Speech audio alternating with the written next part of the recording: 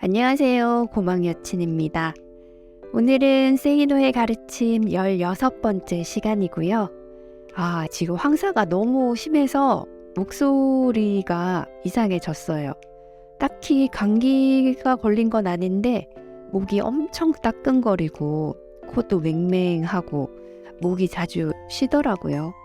그래서 마치 목소리가 음성 변조한 듯이 나오고 있답니다. 그래도 저는 오늘 책을 또 읽어드리고 있네요. 목소리 상태가 좋지 않아서 듣는 분들이 좀 불편하실까 하는 생각도 했는데 어때요? 이 목소리도 어차피 제 목소리고 이것보다 조금 맑은 목소리도 제 목소리니까요. 오늘은 또 어떤 가르침을 주실지 시작해 볼까요? 성공할 남자 고르는 법. 결혼 상대자를 만나려는 여자에게 주는 조언은 다음과 같다. 여자에게 있어 사랑은 특히나 지금의 세상에서는 경제적으로 자립할 수 있는 능력을 스스로 갖추고 있을 때 보다 더 완전할 수 있음을 잊지 말아라. 또한 너희의 결혼 생활은 적어도 한국에서는 남편이 될 남자보다는 시어머니를 비롯한 시댁 식구들이 어떤 사람이냐에 의해 더 많은 영향을 받을 수도 있음을 기억하여라. 효도를 지상 의무로 생각하는 남자, 부모 말에 절대 복종하는 착한 남자, 마마보이, 부모 인생을 대신 살아주려는 남자, 과묵하고 말없는 남자, 가족보다 친구가 먼저라고 떠들고 다니는 남자, 제사 안 지내면 큰일 나는 줄 아는 남자 등은 피하는 것이 좋다. 어째서 나는 효도를 지상 의무로 생각하는 남자를 내치는 것일까? 인터넷 검색을 해보면 효자와 불효자에 대한 수많은 구전설화들이 등장하지만 내가 군대에서 읽었던 내용과 정확히 일치하는 것은 찾지 못하였기에 여기에 간략히 쓴다. 어느 마을에 원님이 새로 왔는데 그 마을에는 유명한 효자도 있었고 악명 높은 불효자도 있었다. 원님은 그 효자와 불효자가 각자 호라비를 모시고 있다는 공통점이 있음을 알고는 두 사람을 불러서 효자를 칭찬하고 불효자에게는 너도 효자가 하는 행동을 따라서 하면 효자가 될 수 있다고 하며 효자를 따라가 어떻게 홀아버지를 모시는지를 보고 배우라고 하였다. 그래서 불효자가 지켜보니 밥상을 차린 후 자기가 먼저 숟갈로 국을 먹어본 후 아버지가 드시도록 하였고 밤이 되니 이불을 깔아놓고 그 속에 들어가 있다가 아버지가 오기를 기다렸으며 아침에는 아버지 옷을 먼저 입고 있다가 아버지가 깨어나자 벗어서 입혀드리는 것이었다. 불효자는 효자 되는 거 별거 아니네 라고 생각하면서 집으로 돌아와 밥상을 차려 가져간 후 자기가 먼저 숟갈로 국을 먹어보았는데 그 순간 아버지가 밥상을 엎으며 소리쳤다. 이제는 내가 애비 음식까지 위아래 없이 처먹는구나. 불효자는 그게 아니라고 말을 하려고 하였으나 숟갈이 날아왔다. 밤이 되어 이불을 깔아놓고 그 속에 들어가 있었더니 아버지는 그 광경을 보자마자 발길질을 하며 소리쳤다. 이제는 내가 애비 잠자리마저 뺏는구나. 불효자는 그게 아니라고 말하려고 하였으나 이번에는 주먹이 날아왔다. 불효자는 말도 못하고 씩씩거리다가 아침이 되자 마지막 과제였던 아버지 옷 입고 기다리기를 하였다. 아버지는 눈을 뜨자마자 아들이 자기 옷을 입고 있는 것을 보더니 이 쌍놈의 새끼야, 이제는 애비 옷까지 탐내냐 라며 덤벼들어 옷을 찢었다. 이 구전설화가 주는 교훈은 분명하다. 효자나 불효자나 똑같이 그 부모가 만드는 것이라는 점이다. 종종 독자로부터 이런 메일을 받는다. 젊었을 때 집에서 폭력을 행사하고 바람까지 피면서 집을 나갔던 아버지가 20몇 년 만에 형편없는 몰골로 집으로 왔는데 나를 중고생 시절부터 알바시켜 생긴 돈으로 화투 치고 명품 사던 엄마가 아버지가 지금까지 전 재산을 사업한다고 하면서 다 날렸는데 저에게 보증을 서달라고 하시네요. 등등. 상상을 초월하는 사례들이 수북하지만 생략한다. 내 조언은 한결같았다. 부모라고 생각하지 말고 그냥 버려라. 내가 기부를 하면서 절대 돕지 않는 대상이 있다. 자녀가 있음에도 아무도 찾지 않고 쪽방에서 혼자 사는 독거노인이다. 어느 종합병원에서 그런 노인이 중환자실에 있다고 하면서 3명의 자녀가 있지만 아무도 오지 않는 불효자식들이라고 하며 지원을 요청하였을 때 내 대답은 그 인간이 예전에 인간 말종이어서 그런 겁니다. 지원할 생각 없습니다. 였다. 딱 하나만 물어보자. 너희 부모는 흥청망청 돈을 써온 사람들이란 것을 너도 잘 아는데 내가 결혼 후 어렵게 장만한 집을 담보로 돈을 빌리겠다고 하면 즉시 네, 그렇게 하세요 라고 할 것이냐? 어쨌든 지금쯤이면 내가 왜 효도를 지상 의무로 생각하는 남자, 부모 말에 절대 복종하는 착한 남자를 피하라고 하였는지 이해하였기 바란다. 나는 내 자식들이 내게 불효를 하면 내 잘못 때문이라고 생각하지 자식들이 못돼 먹어서 그렇다는 생각은 꿈에도 하지 않는다. 그렇다고 과묵하고 말없는 남자는 왜? 평생을 같이 할 상대인데 말이 없으면 무슨 생각을 하는지도 잘 모를 것이고 식사를 하면서도 조용히 밥만 먹을 것이고 그래도 좋을까? 보증을 잘못 써서 재산 날리는 사람들의 절대 다수는 친구 보증을 섰던 사람들이다. 친구와의 관계를 위해 남편이 가족을 희생시킬 수도 있는 행동을 할 경우 그것을 감수할 여자가 과연 세상에 있을까? 장사를 하건 사업을 하건 봉급 생활을 하건 간에 부자가 되기에는 애초부터 싹이 노랗다고 내가 단언하는 사람들이 있다. 세상을 살아나가면서 다른 사람들이 원하는 것이 무엇이고 싫어하는 것이 무엇인지를 모르는 다른 사람들에게 전혀 세심하지 않는 사람들이 있다. 왜 나는 그렇게 생각할까?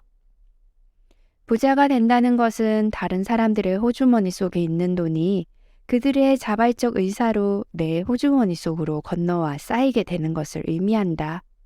그런데 다른 사람들이 뭘 좋아하고 뭘 싫어하는지를 모른다면 그들의 지갑을 열 리가 없지 않겠는가? 때문에 나는 타인에게 무심한 사람들은 이 세상에서 전혀 부자가 될 수 없다고 단언하는 것이다. 이것은 내가 살아오면서 수많은 사람들을 접하고 직접 검증하며 깨닫게 된 사실이지 나이든 꼰대의 일방적 생각이 전혀 아니다. 어떤 남자들은 자기가 섬겨야 하는 윗사람들에게만 세심하다. 이런 사람은 아부에 능하며 출세하는 경우도 많지만 가족으로부터는 섬김을 받고자 원하기 때문에 가부장적인 권위의식에 물들어 있어서 남편감으로는 정말 별 볼 일 없다. 윗사람에게 보이는 세심함의 반의 반도 가족에게는 보이지 않기 때문이다. 왜 그럴까? 이런 남자들에게 있어 가족은 기본적으로 손아래 집단에 지나지 않기 때문이다. 대부분의 보통 남자들은 자기가 아는 사람들에게는 세심할 수 있으나 자기가 모르는 사람들에게는 전혀 세심하지 않다. 자기가 모르는 다른 사람들에게 세심하지 못한 남자들을 가장 손쉽게 판가름하는 기준이 있는데 바로 운전하는 모습이다. 우선 남자친구가 당신을 태우고 가다가 당신이 도중에 내려야 할 때 당신에게 가장 편한 곳에서 차를 세운다면 싹이 노란 놈이다. 기억해라. 그런 놈은 너에게만 세심하며 타인에게는 절대적으로 무심한 놈이다. 절대 그것을 당신에 대한 배려로 생각하며 고마워하지 말아라. 물론 당신도 가장 편한 곳에서 내리려고 하지 말고 뒤에서 오는 자동차들의 가장 방해가 되지 않는 곳에서 내려달라고 해야 한다. 차량 통행이 많은 곳에서 비상 깜빡이를 켜고 차를 잠시 정차시키는 행위도 나는 전혀 용납하지 않는다. 만일 남자친구가 당신을 그런 곳에서 기다린다면 이미 싹이 노란 놈이다. 다른 사람들을 생각하느라고 오히려 당신을 불편하게 하는 녀석이 진짜 물건임을 명심하여라. 택시를 탈 경우에도 아무 곳에서나 차를 잡으려는 놈은 싹이 노란 놈이다. 그 택시 뒤에 따라오는 다른 차들을 생각하지 않기 때문이다. 남자친구가 어딘가를 운전하며 갈 때 길을 많이 헤맨다면 싹이 노란 놈이다. 길을 떠나기 전에는 미리 지도를 찾아보고 사전에 준비했어야 한다. 회사에서 거래처를 다녀와야 할 때 아무 생각 없이 나가는 직원도 있지만 이미 그곳을 방문한 적 있는 사람들에게 물어보거나 지도를 보면서 거래처에 전화를 하여 길을 상세히 물어본 뒤 출발하는 직원도 있다. 운전하고 가다 보면 알게 되겠지 하는 놈들은 인생도 그 모양으로 지레짐작으로 살고 있음을 나는 보아왔다. 심지어 길을 헤매는 중에도 절대 다른 사람에게 물어보지 않으려고 하는 이상한 남자들도 꽤 있음을 알아두어라. 이들은 인생을 살아가면서도 자기 똥꼬집대로만 하려고 한다. 깜빡이를 언제 켜는지도 눈여겨보아라. 자고로 하루 벌어 하루 먹고 사는 계층일수록 깜빡이를 켜는데 인색하다는 것을 나는 안다. 자신이 어느 방향으로 움직일지를 타인에게 사전에 알려줌으로써 혹시나 있을 피해를 줄여주고자 하는 세심함이 타인에게 없는 놈들치고 잘 사는 놈들이 없음을 알아라. 고급차가 그렇게 무심하게 운전한다면 10중 8구 재산이라고는 기껏해야 수십억 원에 불과하거나 물려받은 부동산의 가격이 폭등하여 졸지에 부자가 된 졸부이거나 그런 집 주부 혹은 그 자식들이거나 박하산 인사로 높은 자리를 차지하게 된 놈들이거나 학연이나 혈연, 인맥 같은 것에 의지하여 사업을 하는 사장 새끼들이거나 그런 놈들 밑에서 제대로 훈련받지 못한 운전기사이거나 권력을 좀 갖고 있거나 그런 권력자나 정치인들에게 빈대부터 먹고 사는 놈들이거나 아니면 수입에 걸맞지 않게 차는 좋은 것을 타고 다니려는 놈들이라고 보면 된다. 어떤 놈들은 좌회전을 하는 순간부터 깜빡이를 켜는데 이런 놈들 역시 정말 싹이 샛노란 놈들이다. 뒷차 운전자의 눈이 부실까봐 깜빡이를 안 켰다고 말하는 자도 있던데 교통사고가 나도 그 말이 통할까? 운전은 뒷차에 내가 어느 쪽으로 가는지를 미리미리 알려주는 것이 좋지 않은가?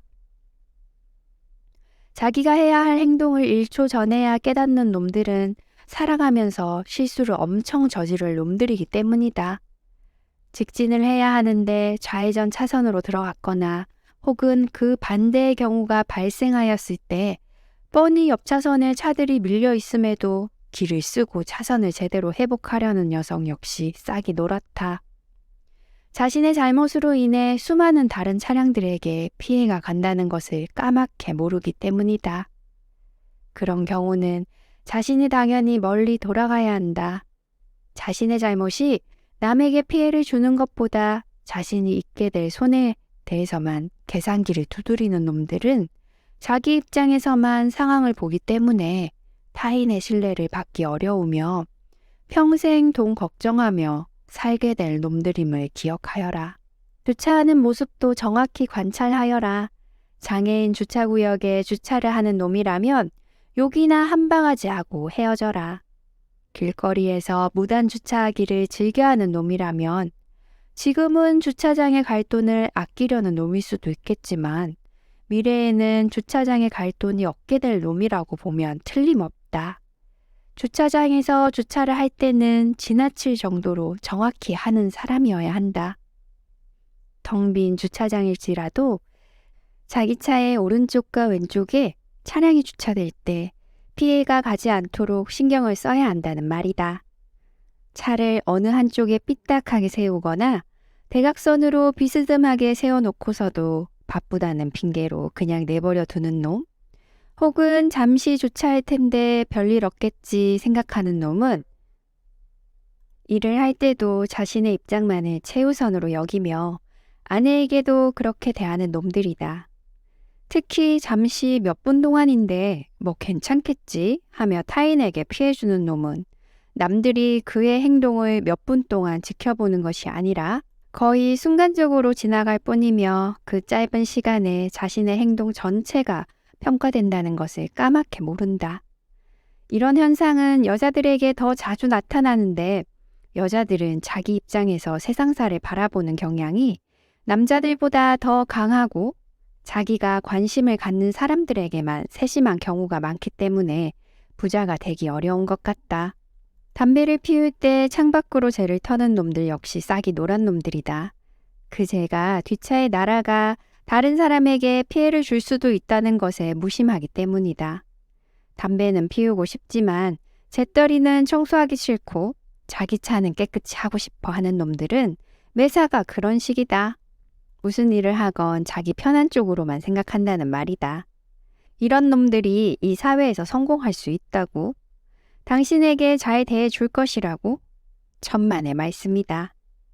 뒤에 차들이 다닥다닥 붙어 쫓아오고 있음에도 앞 유리창에 워셔액을 뿌려대며 브러쉬로 닦아대는 놈들도 싹이 노란 놈이다. 그 워셔액이 뒷차, 옆차에까지 튕긴다는 것에 무심하기 때문이다. 속도를 낼 것도 아니면서 1차선을 계속 달리거나 너희가 탄 차를 뒤에서 추월하는 차들이 많다면 당신의 남자친구는 전체 차선을 흐름에 무심한 놈이다.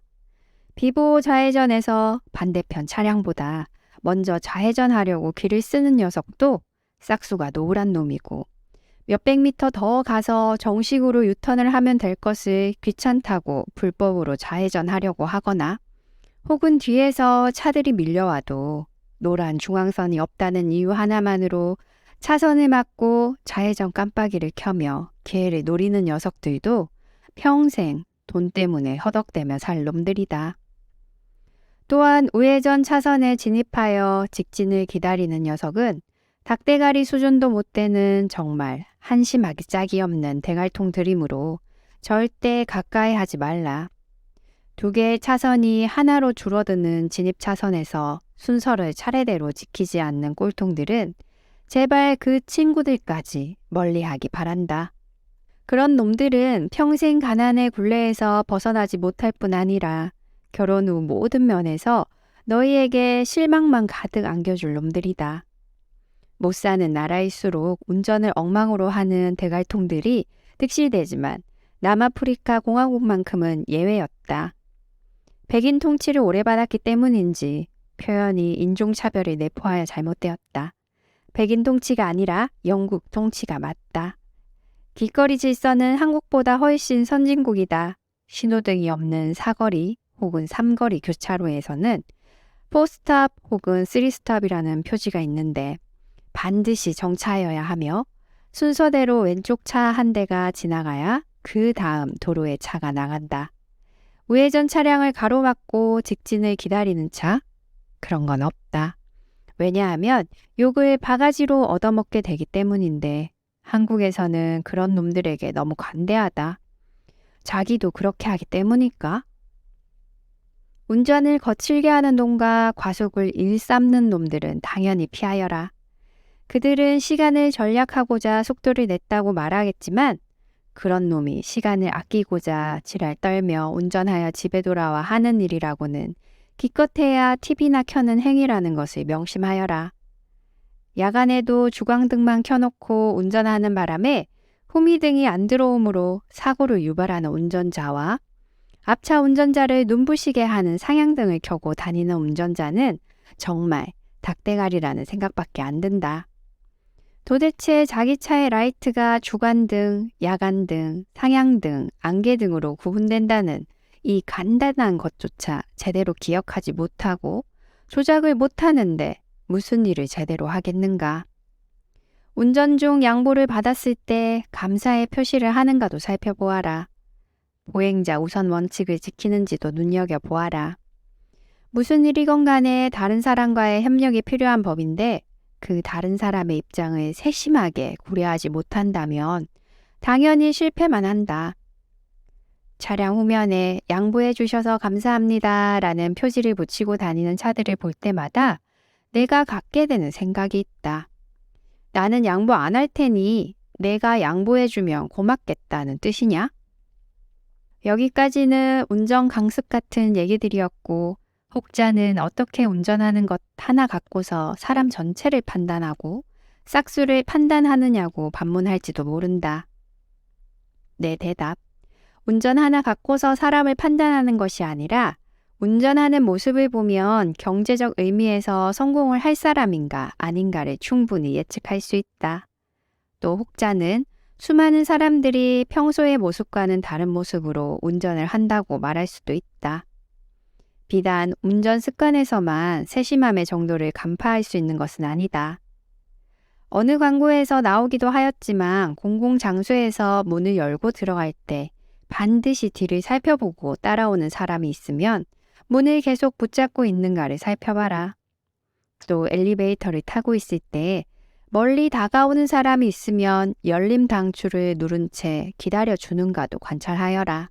당신 애인에게 그런 섬세함이 없다면 그 애인은 부자가 될 가능성이 아주 적다는 것을 알아라. 왜냐하면 부자가 되는 길은 재테크를 잘하는 것에 있는 것이 아니라 우선은 타인이 가진 문제들에 섬세하게 대처할 줄 아는 능력이 있기 때문이다. 나의 독선적 편견이 아니라 경험으로 체득한 진실이다. 에스컬레이터에서 바쁜 사람이 지나갈 공간을 터주는가도 살펴라. 당신과 나란히 같이 손잡고 있고 싶어서 공간을 막고 있다면 그놈은 당신에게 잠시 세심한 것이지 절대 그 세심함이 오래갈 놈은 아니라는 것을 기억하라. 일행이 몇 명이건 간에 국제공항에서조차 그렇게 하지 않는 사람들은 개발도상국 출신이나 한국인, 중국인이다.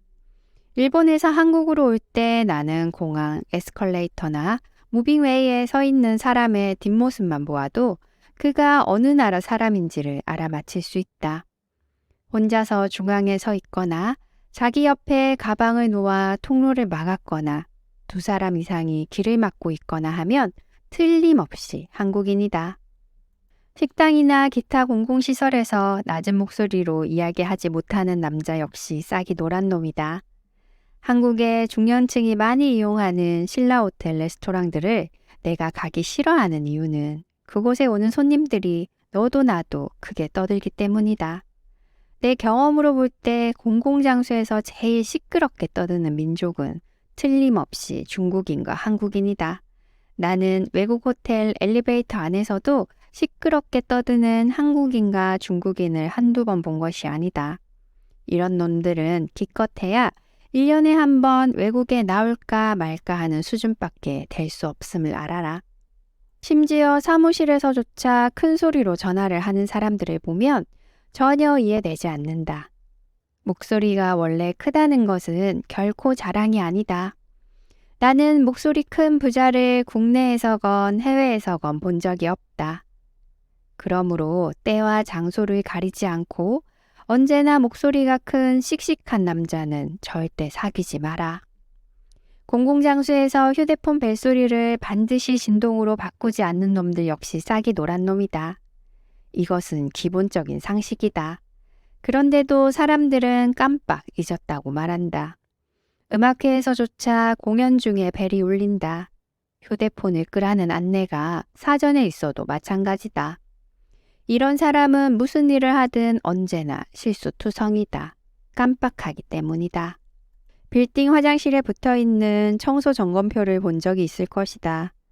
화장실 청소가 뭐 그리 복잡한 일이라고 확인해야 할 사항들을 조목조목 나열해 놓고 일일이 확인까지 해야 하는지 아는가? 단순한 일들 중 한두 개를 깜빡 빼먹는 사람이 있기 때문이다. 휴대폰 벨소리를 끄는 것조차 깜빡하는 놈들은 그런 점검표가 필요한 놈들임을 알아라. 작은 것 하나 세심하게 수행하지 못하는 사람이 무슨 일을 어떻게 제대로 할 수 있다는 말인가? 지하철과 엘리베이터 같은 공공시설에서 사람이 완전히 내린 후 타는지도 눈여겨보아라. 운전을 할 때 끼어들기가 금지된 곳에서는 절대 끼어들기를 하지 않으며 아무리 차량이 길게 늘어서 있어도 순서를 기다리는가도 보아라. 줄이 있는 곳에서는 순서를 철저히 기다리는 태도가 있어야 한다. 그렇게 하지 않은 사람에게는 약삭 빨라야 잘 살 수 있다는 생각이 근저에 깔려 있음을 알아라. 그들은 전략과 노력, 자기 개발이 통한 부자 되기 같은 것을 믿지 않으며 일확천금을 기다린다. 부자들을 모두 도둑이라고 몰아붙이는 사람도 그들이며 세상이 썩었다고 가장 열변을 토하는 것도 그들이다. 미국 디즈니랜드에서도 줄을 서서 기다릴 때 새치기 하는 사람들은 미국 사회의 중류층이나 하류층이다. 내가 지금까지 말한 싹이 노란 남자가 당신에게만은 세심할 것이라고는 전혀 기대하지 말라. 그런 남자들은 당신에게 세심할 리가 없다.